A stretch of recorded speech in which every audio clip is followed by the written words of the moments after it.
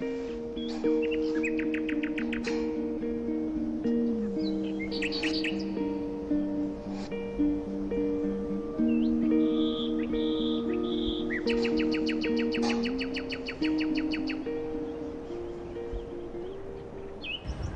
райының жақсы болғаны адамдардың көңіл күйіне де қатты әсер етеді ау деп ойлаймын. Өйткені Тараздағы адамдарды қарасаң, бәрі міне сыртта жүр, қыдырып жүр, ауа райы жылы, жүздерінде күлкі бар. Ауа райы керемет болып тұр. Кешегі влогта сіздер Жансерікпен танысқан болып отырсыздар. Жансеріктің Бағыпкен інісі, менің ініммен қарындасым. Содан сұраймын ғой Жансеріктен, 5-ші сыныпта оқиды. Сен күндіз күн тәртібің қандай деп сөйтсем, айтады, мен 10-дарда тұрам дейді. Сосын Free Fire ойнаймын дейді, 2 сағаттай. Сосын сабақ оқимын, сосын күреске барам. Сосын кешке келемін де Free Fire ойнаймын. Сонымен болып дейді. Шында мен ойладым да сол кезде сұрақ қойдым. Шында басқа не істейді бала қазір? Онлайн сабақ оқуда, жалпы басқа не жоқ, қызық жоқ. Не істейді ал? Ерте тұрды дейікші, 8-де тұрды, не істесін? Кітап оқысы келмейді. Адам баласы оқысы келмейді. Мен де оқығым келмейді кітапта. Ол жаста мен де оқығым келмейді. Яғни мен айтқым келгені досуг. Балаларға досуг. Яғни уақыт өткізу ұйымдастыру керек. Әрине, менің ойымша бірінші орында ата-ананың міндеті.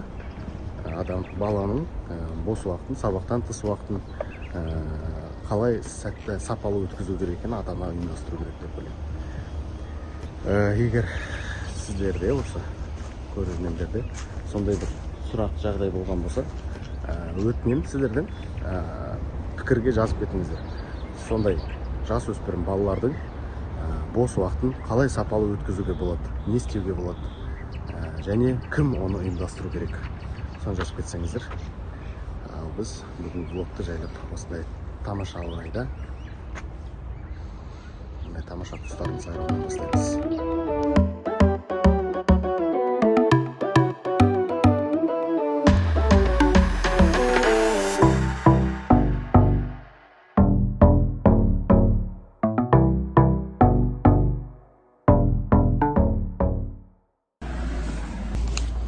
Өткен жолы сіздерге колледждің алдын көрсетедім.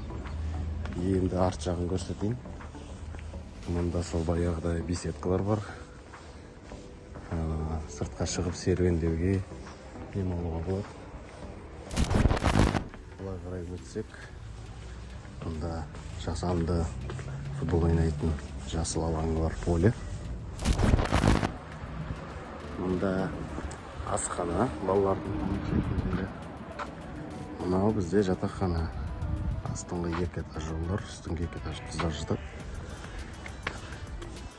Мұнда инновациялық және технолог ішінде жаңа технология, IT саласындағы технология бойынша оқыту жүргізіледі. Ар жағында бізде спорт залы бар.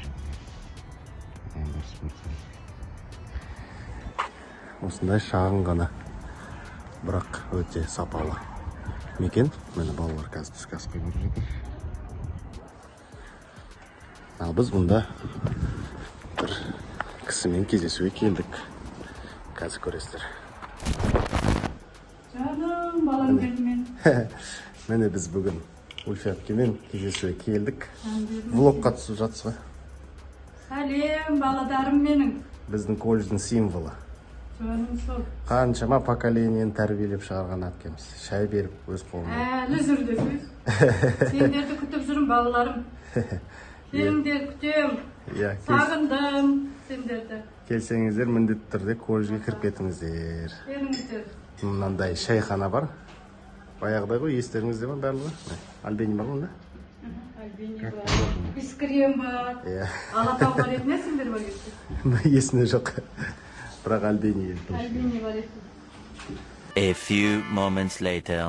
Мына директордың, колледждің директорының кабинетінде біраз талқылап тақырыптарды отырғанбыз. Сосын мен өзім қалдым. Терезеге қарап қалсам, мұнда біздің мұғаліміміз, мынау қызыл курткадағы мұғаліміміз Рүстем Бей деген. Рүстем ағай өте еңбекқор кісі. Менің класс жетекшім болған. Осы кісі еңбекке деген құлшынысты осы кісіден көбінесе алғам. Шабыт алғам осы кісіден. Міне өздеріңіз көріп отырсыздар. Бір оқушысымен мына жақтағы шөпті тазалап жүр.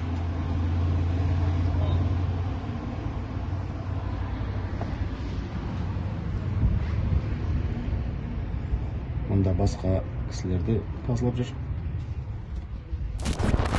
Міне колледжде әбден жұмыс істедік бүгін. Шығып бара жатырмыз.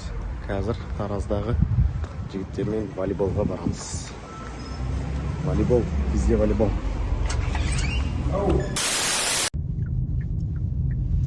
Міне қазір Тараз қаласында орналасқан қыздар лицейіне келдік. Осында волейбол ойнаймыз. Міне волейбол ойнадық әбден. Жамеконың үлкен ағалармен көп-көп рахмет.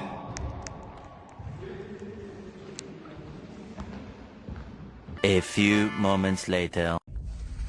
Құрметті көрермендер, біздің колледжде волейболдан кейін бірігіп барып шай ішу деген тек қана Астанада емес, Таразда да, кез келген басқа жерде де қабылданған бір дәстүрлердің бірі. Міне қазір шай ішуге келдік колледждің ағаларымен волейболдан кейін Ғибрат ресторанына. Сондықтан да бүгінгі влогты осы жерден аяқтайын. Сіздерге көптен көп рахмет қарағандарыңызға. Біз бүгін түнде Алматыға шығамыз. Келесі влог ертең күні сол Алматыда жүргенімізді қалай болғанын көретін боласыздар. Көптен көп рахмет, сау болыңыздар.